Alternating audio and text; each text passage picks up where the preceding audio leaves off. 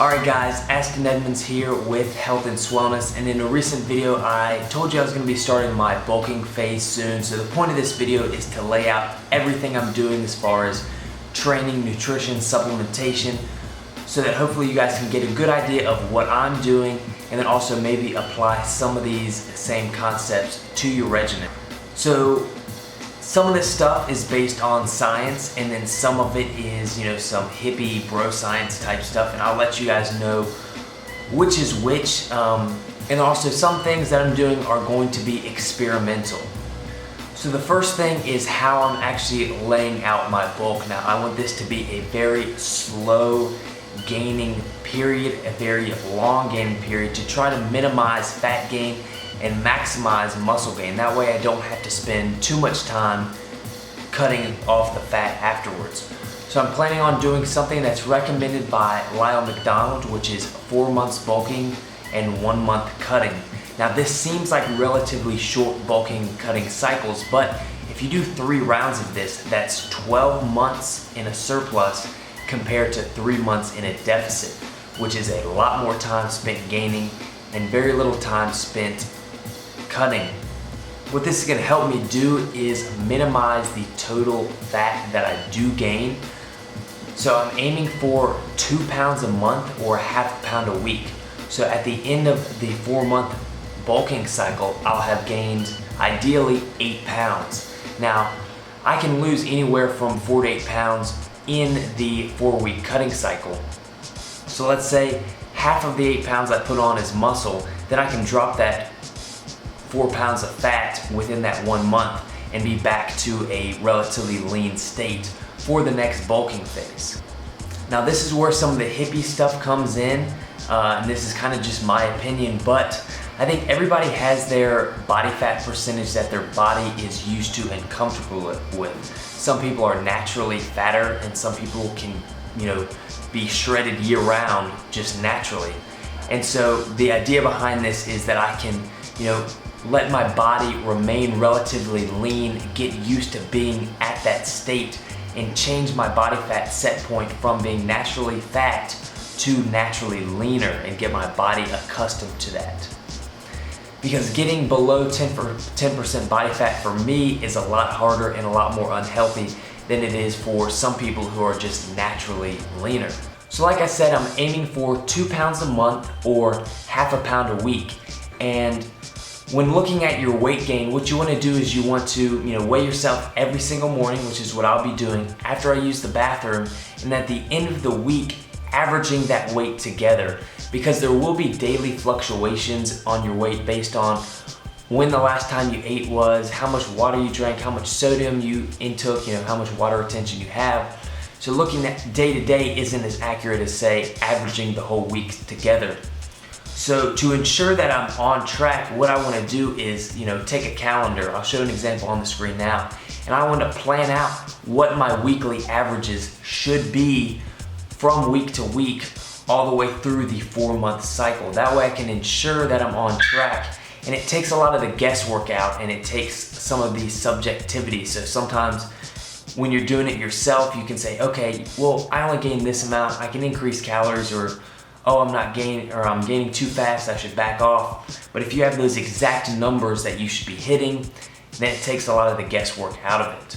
Now let's talk a little bit about what my nutrition is going to be like. Now, since I'm currently in a deficit and I need to transition into a surplus, I'm gonna do a reverse diet, but a more aggressive reverse diet. So I'll slowly be adding in carbohydrates. I'll say probably about 200 calories a week. And so my actual weight probably won't start increasing for another couple weeks, because if I add 200 calories to my deficit, I'm still in a deficit. So I'm probably in about a 600 calorie deficit now, so it's probably gonna take about 3 weeks before I actually get up to my maintenance calories again. So by week 4, I should be in a surplus. Now, I wanna take this slow, and so I want to be in a 200 calorie surplus. That should put me at about a half a pound or slightly under a half a pound gained a week. Studies have shown that a very moderate surplus compared to an extreme surplus results in the same amount of muscle gain, except the extreme surplus retains a lot more fat. So we might as well take it slow because we're gonna gain the same amount of muscle either way. It's just how much extra fat you wanna put on. All right, so this is where some of the hippie stuff, some of the questionable science, the pseudoscience, whatever you wanna call it, kind of comes into play. And it's a little bit experimental. So there's been some studies done by Dr. Jacob Wilson that have shown when you isolate certain macronutrients, your body responds better. You store less of it as fat, you increase your insulin sensitivity, and you're able to better utilize the nutrients. So for instance, having a typical meal consists of protein, carbs, and fat. But when you take out either carbs or fat and have a meal that's just protein and carbs or just protein and fat, you tend to utilize the nutrients better and you store less as fat. So this is something that I'm going to be experimenting with. Dr. Jacob Wilson typically recommends you start your day off with just protein and fat, and he refers to this as like nutrient programming or metabolism programming, where it trains your body to use fat as your primary energy source, so you're less likely to store that and more likely to burn your actual body fat. Now that kind of whole stuff, there isn't much science to back that up, but there are actually some studies showing that when you isolate certain macronutrients, your body can respond better. Now, this is all an experiment. I'm playing around with it, but the worst thing that can happen is there is no added benefit and it's the exact same. So I thought I might as well try it, see if I can get something out of it. So what a typical day would look like would be start the morning off with fat and protein. A couple hours later for my pre-workout meal, have just protein and carbs. Have carbs intra-workout, protein and carbs post-workout, and then later in the day, finish it off with just protein and fat. And so studies have also shown that your body responds best when you concentrate all of your carbs around your workout. So that's basically what I'm doing. All my carbs are gonna be consumed around my workout to improve my performance, and your body better utilizes carbohydrates around your workout because that's when you need them the most. Now let's talk about my training. Basically, I'm gonna be running my own program that I made. A lot of you guys have seen the video. If not, there should be a link in the description to that video. But I'm gonna be trying out some new things. You guys have probably already seen the video of the squat experiment. If you haven't, link to that in the description as well. But basically that is an extreme version of linear periodization. I found my body responds very nicely to high reps. I don't know what it is. I seem to make very good strength and size gains when I perform high reps. So I'm gonna be doing that, but then just following an extreme form of linear periodization. So for instance, like on bench press, I might do 135 for 25 reps. Next workout, I do 145 for 20 reps. And I just keep increasing the weight and decreasing reps, or I'm performing as many reps as I can, but they're gonna decrease as the weight increases. And then I'll stop when I get to about, a 3-rep max, and then I'll reset it. Now for deadlifts, a lot of you guys know deadlifts are one of my weak points.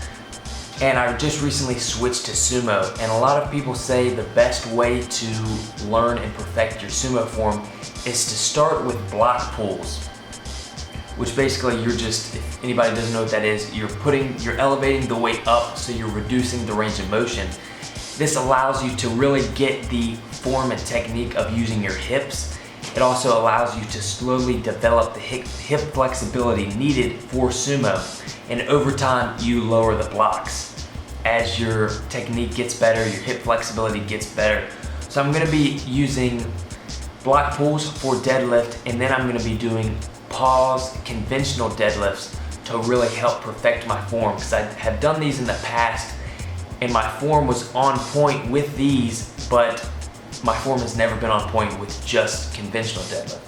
So I'm gonna be doing one leg day, pause conventional, the second leg day, sumo block pulls. Now let's talk about supplements. Currently I'm taking more supplements than I ever have in the past. I've typically been a supplement minimalist. I think a lot of it is a waste of money. But for the most part, a lot of these supplements I'm taking are about health.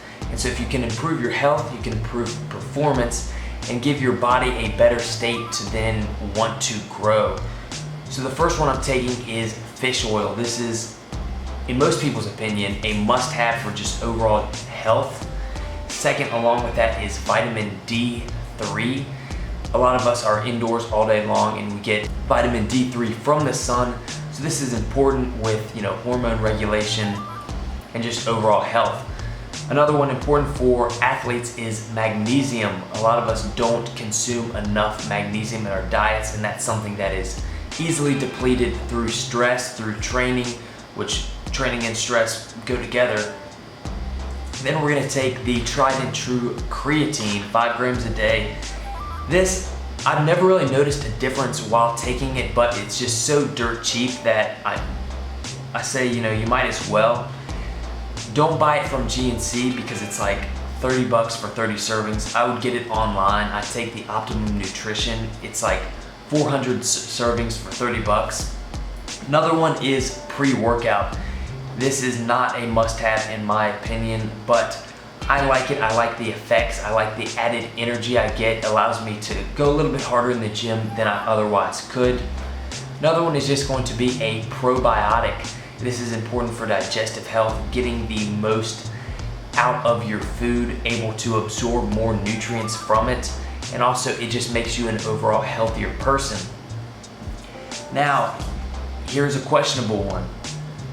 It's called HMB. Now, Dr. Jacob Wilson, who I mentioned before, has done some research on this, and basically what HMB is the amino acid leucine, which is responsible for triggering muscle growth, has a metabolite called HMB, which has some long name. But basically, leucine activates muscle growth and HMB prevents muscle breakdown. So when you're trying to gain muscle, you have the balance of breaking down muscle during your workout and building it back up with nutrition and rest and all that, recovery. And so the more you can sway this balance, the more overall muscle and strength you're gonna gain. And the last one is branched chain amino acids. I just like to sip on these during my workouts. Really don't know if there's a benefit, but they're not too expensive, especially if you buy them like in bulk and don't buy like the name brands. So a lot of times I'll just buy unflavored ones and add some of the, 0-calorie water enhancers like Mio to that. But that's pretty much everything I'm gonna be doing. If you guys have any questions on anything I talked about, make sure you leave them in the comment section below. Now, my vlog series is going to be called The Bulk. So if you see that next to any sort of title, like for instance, bench press workout, / The Bulk episode, whatever, that's gonna be my training vlog series where I kind of document everything I'm doing, document my progress, my ups and downs, my struggles. So that's gonna be the title of that. If I do add anything else as far as nutrition, training, supplements, if I change anything, I'll keep you guys updated within that series. But if you enjoyed this video, if it helped you out at all, if you found it interesting, please give a thumbs up rating. That really helps my channel grow and allows me to help more people, entertain more people, and it's just overall more fun for all of us. But if you haven't already, click that subscribe button. You'll be notified when I upload future videos. But thank you for watching and have a great day.